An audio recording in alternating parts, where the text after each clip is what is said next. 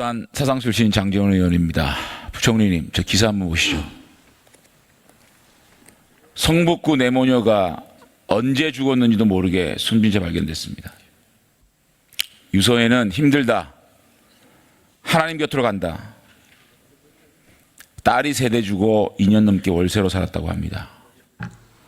주변 이웃의 얘기에 따르면 집에서 자영업을 했는데 장사가 잘 안 돼서 사업을 실패를 하고 월세는 밀리고 보증금까지 까먹고 피폐해진 자영업자가 급기야 빚에 시달려 자결을 했습니다. 자영업자의 피눈물을 단적으로 보여주는 사건이라고 생각합니다. 자영업자들이 죽어나가는 대한민국의 민낯입니다. 거대한 513조 예산 창피하지 않습니까? 이들에게 이 슈퍼 예산의 따뜻한 온기가 곁불이라도 좀 찌고 있다고 생각합니까? 탈북자 모녀가 죽었습니다. 40대 탈북자와 6살 아들이 굶어 죽었습니다. 냉장고에는 쌀 한 톨 없이 고춧가루만 덜렁 있었다고 합니다. 월세 9만 원을 못 내고 이들이 받은 것은 양육수당 10만 원이 수입의 전부였다고 합니다. 더불어 잘 사는 경제입니까? 대한민국 슈퍼 예산 513조 부끄럽지 않습니까? 복지 예산 880조, 일자리 예산 25조를 쏟아부으면서 이들에게 주어지는 일자리는 왜 없습니까? 이들이 먹을 게 없어서 죽어야 되는 대한민국입니까? 왜 냉장고에 고춧가루밖에 없는 나라를 만듭니까? 지금 대한민국은 자영업자와 탈북자, 서민들이 폐업하고 자살하는 나라가 되고 있습니다. 부총리께서는 대한민국 경제정책이 잘 되고 있다고요? 대통령께서 소득이 개선되고 있다고요? 맞춤형 일자리가 확대되고 국가 경쟁력이 13위라고요? 허망한 미사오일 뿐입니다. 통계는 오류가 있을 수 있지만 체감되고 이 민심은 오류가 있을 수 없습니다. 답변해 보세요. 예, 의원님 지금 사례 든 저런 우리 사회의 복지의 사각지대 그리고 복지 전달 체계가 제대로 작동 안 된 측면을 보완하려고 하는 것이 저는 지금 정부가 하는 포용 성장의 필요성이라고 생각을 합니다. 정부가 그 지난 한 몇 년 전에 송파 모녀 사건이 있은 이후에 저런 사례가 없도록 복지 전달망 체계도 강화하고 또 사각지대를 해소하려고 노력했는데도 또 이런 사례가 난 거에 대해서는 저도 정부로서 굉장히 송구하고 또 책임감을 느낍니다. 그만큼 저는 오히려 재정이 저 같은 역할을 빈틈이 없도록 하는 역할을 더 강화시켜 나가야 되지 않느냐. 부총리, 예. 재정이 더 중요한 게 아니고요. 어떻게 집행되고 네. 이들에게 어떻게 따뜻한 온기가 쬐어줄 수 있을지 그거를 고민해 보세요. 최근에 우리나라 국민들이 이 나라 경제정책에 대해서 어떻게 체감하는지 그 민심을 보여주는 의미 있는 여론조사가 있었습니다. 하청으로 추락할 가능성이 있다. 우리 국민들은 73.3% 답변했습니다. 오불사회라고 합니다. 불안, 불확실성, 불공정, 불만, 불행. 특히 이 대한민국의 우리 사회의 중추적인 역할을 하는 허리 40대가 하청으로 추락할 가능성이 있다. 76.5%, 가장 높은 퍼센테이지를 차지했습니다. 중산층이 불안한 나라, 미들클래스가 불안하고 불행한 나라, 하위 계층으로 추락할 가능성이 너무 크다. 21%입니다. 상용기 비중이 최고치고 국가 경쟁이 13위다고 자랑할 문제입니까? 이게 민심입니다. 국민들이 느낀 체감입니다. 어떻게 생각하세요? 예, 저는 의원님께서 지금 지적하신 사례가 과거의 사례가 아니고 여론조사입니다. 예, 지금 여론조사에서 하여튼 나타난 국민들 여론조사 부정하시겠어요? 의견이 그렇지 않습니다. 제가 아까 말씀드린 것처럼 국민들이 하층으로 내려갈 수 있다. 73%가 그런 불안에 떨고 있는 나라가 됐습니다. 그러니까 한국 경제가 지속 가능한 성장으로 가기 위해서는 의원님 말씀하신 저런 문제들이 같이 해소가 되면서 가야 저는 지속 가능한 성장이 가능하다고 이 정권 보고요. 반환점을 돌고 있습니다. 말씀 다 가려서 하세요. 그 다음에 두 번째, 노력해도 상층으로 이뤄갈 가능성이 없다. 59.7%. 나의 미래는 희망이 없어 상황이 나아지지 않을 것이다. 75%가 답변했습니다. 충격적입니다. 대한민국은 성공의 사다리가 끊어진 나라입니까? 성공의 사다리가 사라졌습니다. 열심히 하면 내가 한 만큼 대가가 주어지는 코리안 드림이 없어진 희망과 꿈이 없는 나라로 변질됐다는 증거입니다. 이거는 통계가 아닙니다. 민심입니다. 경제정책은 민심이 얘기를 하는 겁니다. 넘겨보세요. 문재인 정부 출범 때보다 경제 운영이 악화됐다. 57.8%입니다. 개선됐다. 18.6%입니다.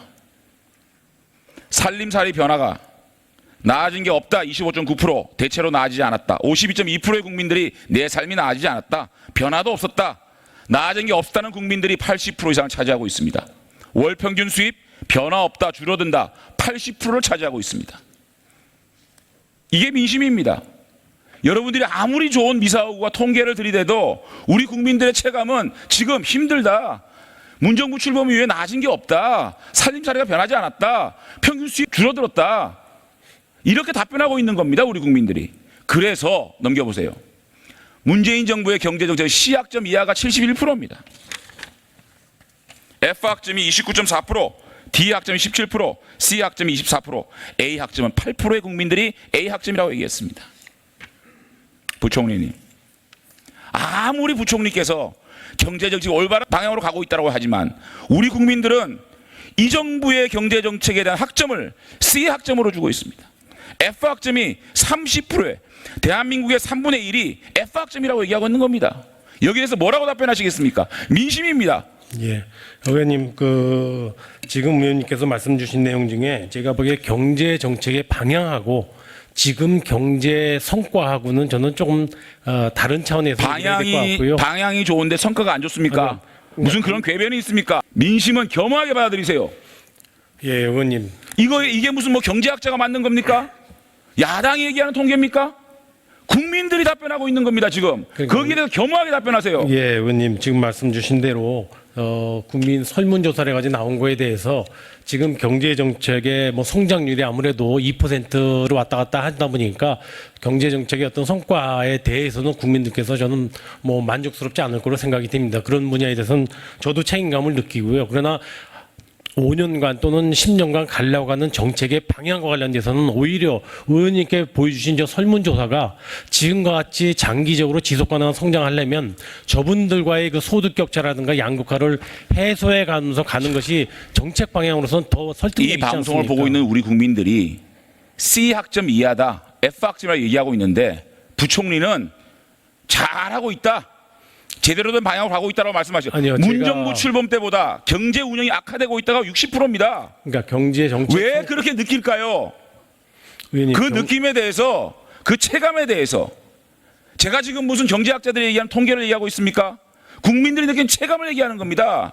체감은 거짓말을 하지 않습니다. 넘겨보세요. 대통령께서 포용의 힘이 곳곳에 닿고 있다. 소득 여건이 개선되고 있다. 1분위 계층의 소득이 증가로 전환됐다. 이렇게 말씀하셨습니다. 그런 줄 알았습니다. 1분위 소득이 작년부터 0.8% 마이너스 7% 가다가 올해 2분기에 플러스 0.045% 늘어났습니다. 금액으로는 얼마인 줄 압니까? 550원이라고 합니다. 550원 증가시켜놓고 1분위 계층의 소득이 증가로 전환되었습니다. 창피하지 않습니까? 저는요, 이렇게 공감 능력과 감수성이 없는 대통령이 이런 말씀을 하십니까? 국민 여러분, 아직까지 1분위 소득이 답보 상태라서 정말 죄송합니다. 이제 겨우 조금 나아지고 있으니 국민 여러분, 죄송하지만 좀 기다려 주십시오. 이렇게 말씀을 해야 국민들이 납득하지 않겠습니까?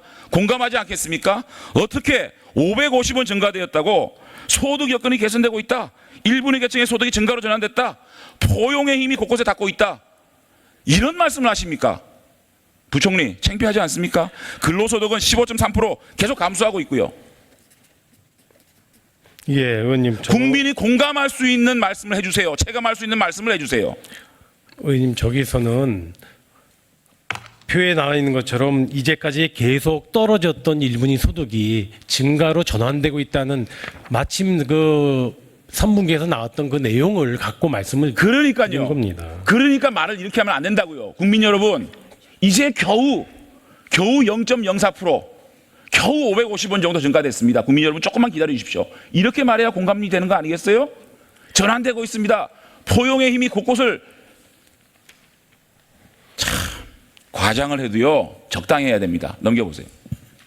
소득 양극화는 이게 뭡니까? 소득 5분위 배율이 5.3배. 보십시오. 2014년, 16년, 18년, 19년 그렇게 재정을 때려 붓는데도 양극화가 이렇게 되고 있는 겁니다. 그렇기 때문에 우리 국민들은 상층으로 갈 희망이 없는, 희망의 사다리가 없는 국가라고 느끼고 있는 겁니다. 답변해 보세요 또.